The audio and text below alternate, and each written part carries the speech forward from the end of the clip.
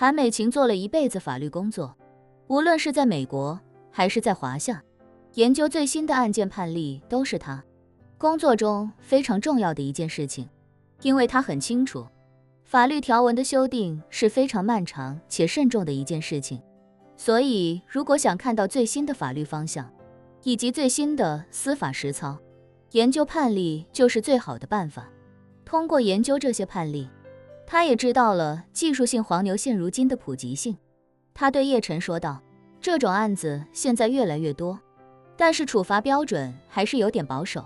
现在的演艺市场溢价越来越高，技术性黄牛的利润空间以及他们实际获得的利益也越来越大，但是对他们的判罚还是相对较轻。我们没有能力短时间内改变司法条文，所以我们才需要从根本上想办法杜绝这种技术性黄牛依附在我们的身上吸血。叶晨点头道，技术型黄牛的玩法就是第一时间投入大量人力物力，甚至技术力量来参与竞争。既然这样，我们能不能换个思路，不做这种定时抢票的设定？不做定时抢票，贺远江问叶晨，那应该怎么运作呢？抽签。叶晨非常认真地说，我们先搞一个报名通道，让所有想看演出的人报名登记参加抽签，然后我们来电脑随意抽取，到时候让公证部门介入一下，确保我们的抽签公平公正。贺远江若有所思道，这个办法不错，这样还能避免大量用户抢购造成的网络拥堵，而且每个人实名登记参加抽签，每个人只有一次机会，无论多少人参与抽签，机会都是均等的。技术型黄牛也没有办法来增加某些人的成功率，再结合全程实名制，黄牛也没办法搞很多人的身份信息来增加抢票几率，完美。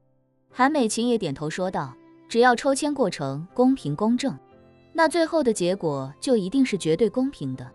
这么简单的办法，为什么他们都不愿意用呢？叶晨笑道，不是不愿意用，而是不舍得用。做生意的人大多数是没有什么节操的，该自己赚的和不该自己赚的都想赚。你让他们杜绝黄牛，他们自己就是最大的黄牛，总不能让他自己打自己吧？我们是不想赚这份钱，所以我们有的是办法杜绝这个问题。只要我们内部不出问题，票就不会出问题。每一个粉丝都凭本事和运气参加抽签，抽中了就短信通知到我们的官方渠道来支付票款，在规定时间内支付就可以锁定。如果在规定时间内没有支付，这批票再拿去重新抽一次签。但不管是谁买到了我们的票，都只能本人观看，在卖票的时候就要写明规则，一旦发现不是本人，我们有权利拒绝入场，并将门票作废。如果有人愿意冒险转让或者购买他人门票，最终就是人票两空。好，贺远江道，这件事情我们立刻着手安排，短时间内开发出一个摇号中签系统还是很简单的。说完，他问叶晨，叶先生，我们什么时候可以官宣这件事情？这个事情一经官宣，一定会引发大量关注。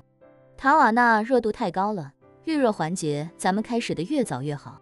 叶晨想了想，道，如果想让这件事情立刻登上国内的头版头条，最好的办法不是由我们来官宣，而是由塔瓦纳那边官宣。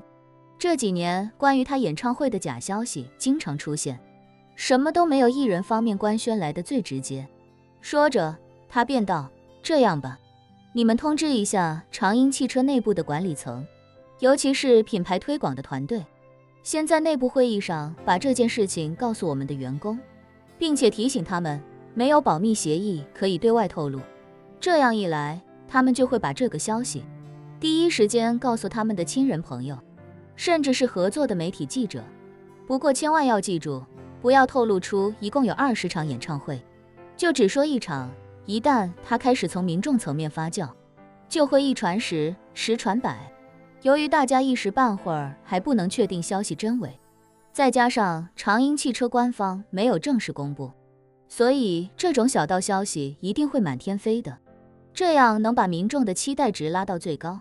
一旦民众的期待值上来，一定会有大量媒体想尽一切办法求证。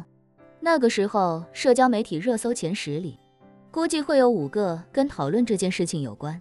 这个时候，我们也不用官宣，直接让塔瓦纳那边来发布消息。一共20场演唱会的消息，通过塔瓦纳的渠道公布出来，国内的粉丝和社交媒体热度一定会爆炸的。好，贺远江不假思索地说道。那我这就开始着手这件事情，争取今天晚上小道消息就能先通过公司内部员工私人的社交圈散播出去。